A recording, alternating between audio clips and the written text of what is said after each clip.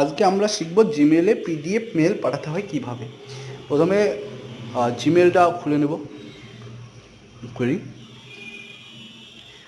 Gmail খুলে নেওয়ার পর উপরে 3 বাটন আছে, 3 বাটনে ক্লিক করব। তারপরে সেন্ডের উপরে টাচ করব। নিচে নিচে কম্পোস্ট আছে, কম্পোস্টে ক্লিক করব। আজকে আমি পাঠাবো একটা প্যান কার্ড অফিসে মেল। প্যান কার্ডে একটা সমস্যা হয়েছে, প্যান কার্ডে আধার ভেরিফিকেশন করার জন্য আধারের পিডিএফ পাঠাতে হবে, তাই প্যান কার্ডের মেল আইডিটা লিখে নেব।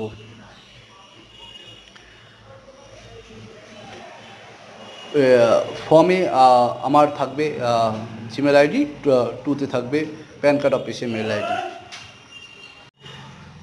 মেল আইডিটা লিখে নেওয়ার পরে তারপরে দেখব অফিসের মেল আইডি ইন হয়। তারপরে আসবে সাবজেক্টে আধার লিখে নেব।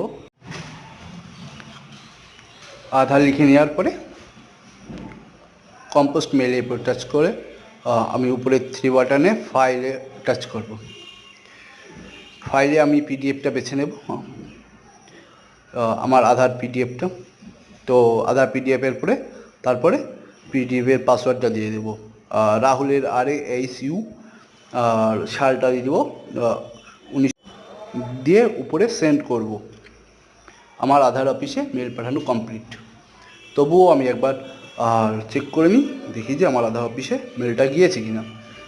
দেখিনি, সেন্ড হয়ে গেছে আমার আধার অফিসে মেল।